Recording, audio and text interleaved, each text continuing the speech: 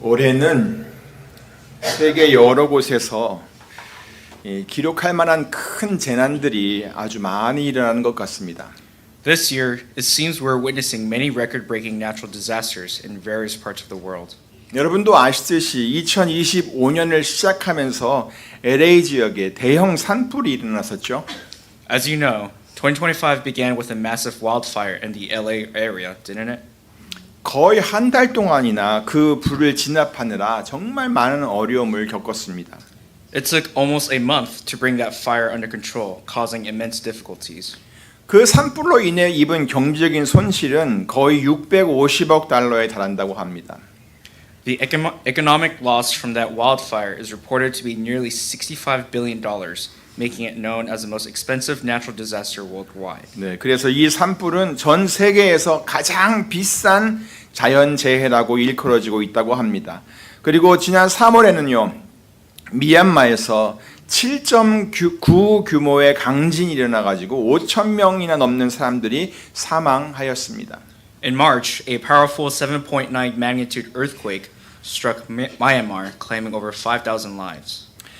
또 며칠 전에는 러시아 캄타카 반도 인근 근처에서 8.9 규모의 강진이 일어나기도 했습니다. 그래서 쓰나미 경보가 여러 해안 지역에 발효되기도 했습니다.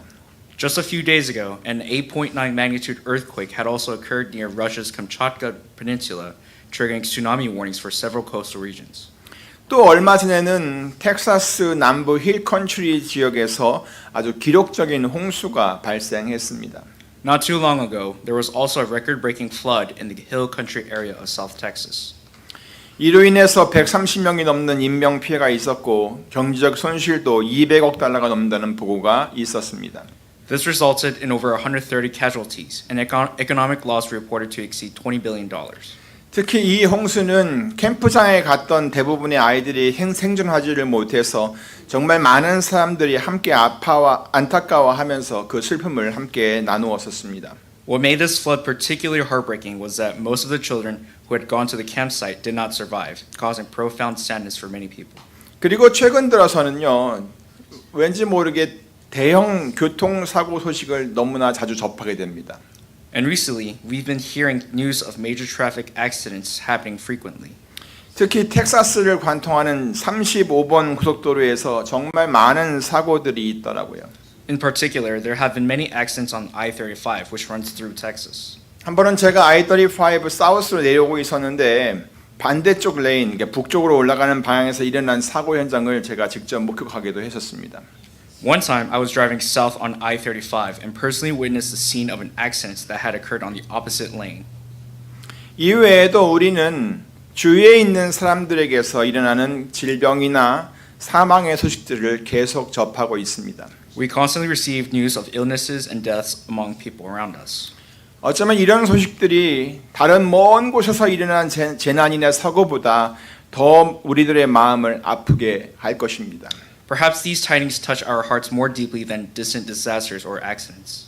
그런데 그런 일들이 우리 가족이나 또 가까운 친구들에게 일어난다면 그 아픔과 고통은 더욱 커질 것이죠. And if such events were to happen to our family or close friends, the pain and suffering would be even greater. 그렇기 때문에 우리들은 큰 슬픔을 만난 이들을 찾아가서 위로하고 돌아볼 필요가 있습니다. That is why we need to visit and comfort and care for those who are facing great sorrow. 물론 어떤 말로도 큰 위로가 되지 않을 수 있습니다. Of course, no words might offer much comfort.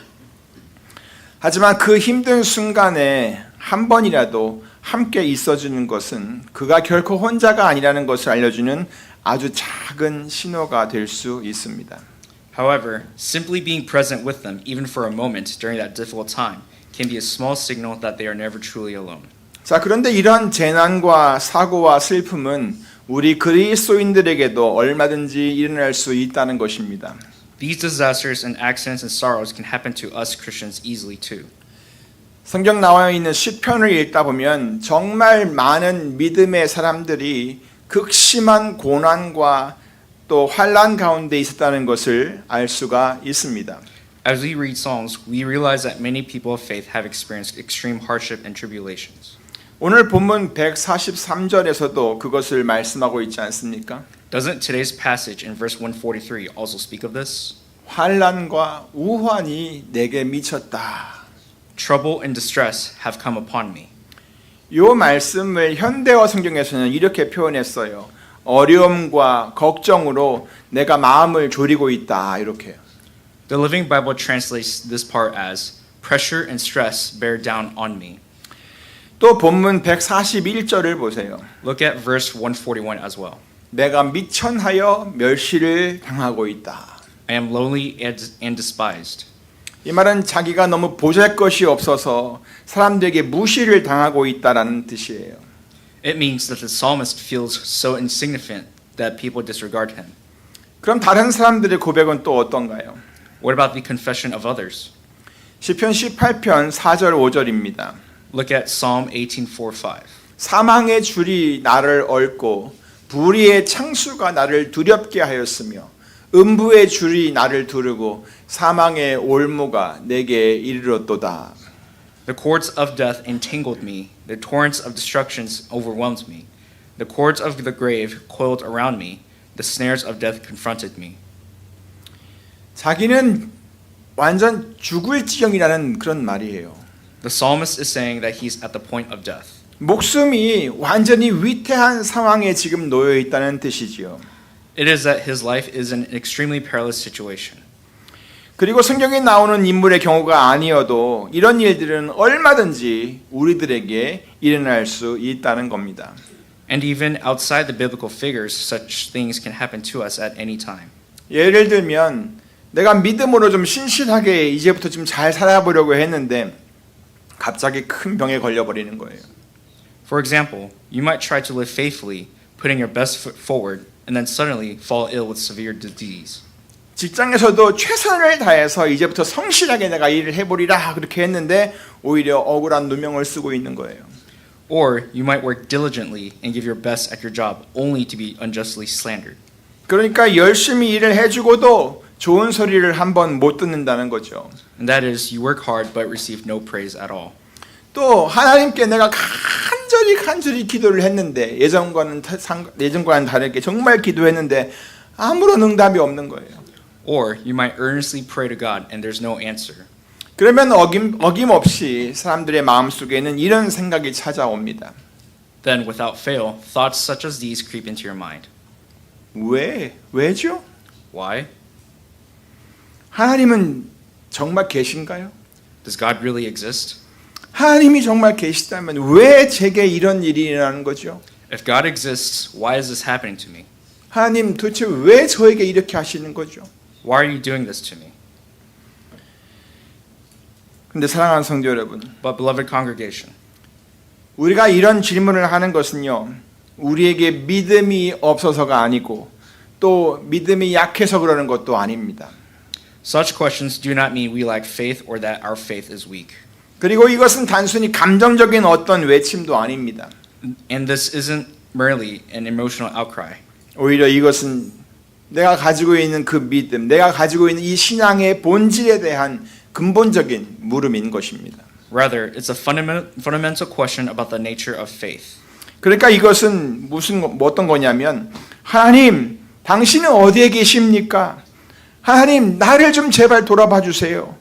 하나님이 어떤 분이신지를 내가 더 알길 원합니다. 라고 하는 이 마음속에 우러나오는 간절한 외침이라는 거예요. In other words, it's an earnest cry from the heart saying, God, where are you? God, please look upon me. God, I want to know more about who you are. 다시 말해서 우리 인간들이 가진 그 한계점에 부딪혀가지고 아직 내가 온전히 이해하지 못하고 있는 그것을 알고 싶어하는 아주 자연스러운 질문이라는 그런 것입니다. Simply put, it's a natural question born from encountering the limits of our human understanding and wanting to grasp what we don't yet fully comprehend. 자, 그렇다면 이러한 물음에 대해서 우리는 어디서 그 답을 찾아야 하는 걸까요? Where should we find the answers to such questions? 우리 같이 오늘 본문에서 이 시편 기자가 무엇을 말하고 있는지를 한번 살펴보겠습니다. Let's look at what the psalmist says in today's passage. 먼저 137절과 138절을 보십니다. First, look at verses 137 to 138. 여호와여, 주는 의로우시고 주의 판단은 정직하시니이다. 주의 명하신 증거는 의롭고 지극히 성실하도소이다. Righteous are you, O Lord, and your laws are right. The statutes you have laid down are righteous. They are fully trustworthy. 그리고 142절도 보세요. And also look at verses 142. 주의 의는 영원한 의요 주의 법은 진리로소이다. Your righteousness is everlasting, and your law is true. 또한 144절도 보십니다. Also look at verse 144. 주의 증거는 영원히 의로우시니 나로 깨닫게 하사 살게 하소서. Your statutes are forever right. Give me understanding that I may live. 자, 여러분, Now everyone, 지금 읽었던 이 구절들에서 강조되고 있는 단어가 무엇인지를 여러분 발견하셨습니까? did you notice which words are emphasized here? 뭐죠? 첫째는 의로움입니다. 의로움. The first is righteousness. 보면은 주는 의로우십니다라고 이렇게 말씀하셨죠? It says, Righteous are you, O Lord. 또 주의 의는 영원한 의입니다라고도 했어요. It also says, Your righteousness is everlasting. 여러분 그 다음이죠. 또 그 다음에는 주의 증거, 또 주의 명하신 그 증거는 영원히 의로우십니다라고 했어요. Your statutes, the statutes you have laid down, are forever righteous. 그리고 그 다음으로 강조되는 단어들을 살펴보면은 바로 정직함이라든가 성실함 그리고 진리라고 하는 단어들입니다. And the next emphasized words are right, trustworthy, and true. 그러니까 이런 단어들이 모두 다 누구를 묘사하냐면 하나님을 묘사하고 있는 단어들이란 얘기예요. All these words describe God. 다시 말해서 하나님은 완전히 의로우신 분이라는 얘기입니다. In other words, God is perfectly righteous. 그에 비해서 인간은 어때요? How does humanity compare? 우리 인간은 전혀 의롭지 못합니다. We are not like that at all. 물론 조금은 의로운 부분이 어디에가 조금 있을지도 모르겠어요. Of course, there might be a small part of us that is righteous. 하지만 하나님의 의에는 어느 누구도 빗댈 수가 없습니다. But no one can compare to God's righteousness. 자, 또한 하나님의 판단은 정직하다라고 했습니다. Also, God's judgments are right. 네, 하나님의 판단은 정직해요. 그분의 판단은 언제나 의로우시다는 거예요. His judgments are always correct. 언제나 옳으시다는 거예요. 인간은 실수도 하고 잘못된 판단을 내리기도 하는데 하나님께서는 절대 그렇지 않으시다는 거예요. While humans make mistakes and bad judgments, God never does. 또 하나님의 증거는 성실하시다고 했어요. Furthermore, God's statutes are trustworthy. 예, 보시겠어요? 여기 보시면 지극히라고 하는 단어가 보이시죠? And if you look closely here, you see the word fully. 예, 지극히. 그러니까 하나님의 증거는 100% 믿을만 하다는 얘기예요. God's statutes are 100% reliable. 자, 그렇다면 이 모든 것을 다 종합해 볼까요? Let's all put this together. 이것을 다 종합하면 여기서 말하려고 하는 궁극적인 뜻은 과연 무엇입니까? What is the ultimate meaning being conveyed here? 그것은 하나님의 뜻과 하나님의 생각과 하나님의 판단은 언제나 옳다라고 하는 것이 아닐까요? Isn't it that God's will, thoughts, and judgments are always right? 그리고 이것을 한마디로 하면 하나님은 어떻다? 의로우시다입니다. And in one word, it is God is righteous. 그리고 그 하나님의 의는 우리가 생각하는 의로움과는 차원이 다르다는 거죠. And that righteousness of God is on a different level from the righteousness we think of. 다시 말해서 우리가 만난 힘든 일들이 우리의 머리로는 이해가 되지 않는다는 거죠. 하지만 하나님이 잘못 판단하신 것이 아니고 실수하신 것은 결코 아니라는 것입니다. In other words, even if the difficult things we encounter are beyond our comprehension, it is by no means because God has judged wrongly or made a mistake. 다만 그런 힘든 일을 만날 때마다 우리는 우리가 얼마나 연약한 존재인지를 알게 되고 또 얼마나 이기적인 존재인지 또한 깨닫게 되는 것입니다. Rather, every time we face such difficulties, we come to realize how weak and selfish we are. 그래서 하나님을 향하여 왜죠? 라고 묻는 것입니다. That is why we ask God, why? 그러므로 그 답을 찾으려면 어떻게 해야 할까요? Therefore, if we are to find the answer, what should we do? 모든 판단과 모든 생각이 언제나 옳으신 우리 하나님께 나와야 합니다. We must come to God, whose every judgment and thought is always right. 100% 신뢰할 만한 이 하나님의 말씀으로 다가가야 합니다. We must approach God's word, which is 100% trustworthy. 그리고 하나님의 그 완전한 의로우심 앞에 우리 자신을 세워 놓아야 합니다. We must set ourselves before God's righteousness. 그렇게 해서 여러분이 하나님의 선하심과 인자하심을 더 깊이 깨달아 알 수 있도록 해야 합니다. Through this, I hope you can understand God's goodness and loving kindness more deeply. 그냥 어떤 답을 찾으려고 여러분의 생각에 자기 자신의 생각에 너무 골몰하지 마세요. Don't become too engrossed in your own thoughts trying to find the answer. 그리고 여러분이 처한 상황 때문에 자꾸 여기저기 끌려다니지 마세요. Don't let yourself be swayed by your circumstances either. 오직 완전하시고 여러분을 사랑하시는 하나님께로 나아오세요. Come only to the perfect God who loves you. 가장 어려운 질문을 하고 있는 바로 지금 이 순간이 하나님께 나아올 시간인 것을 여러분 꼭 기억하셨으면 좋겠습니다. Remember that this very moment when you're asking the most difficult questions is the time to draw near to God.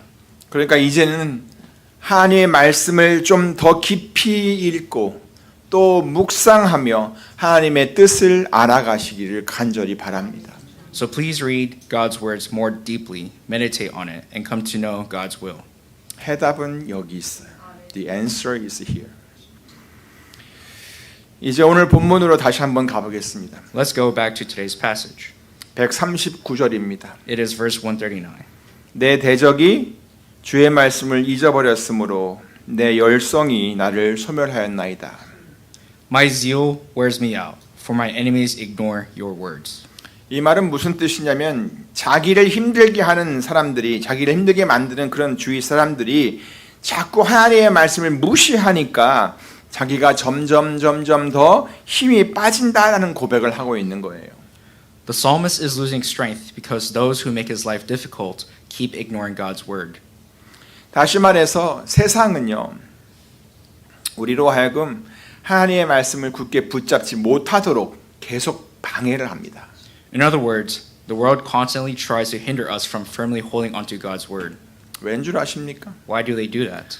그렇게 해야 하나님의 말씀을 못 붙잡게 해야 그리스도인들이 힘을 잃게 되니까 그렇게 하는 거예요. Because that is how Christians lose their strength.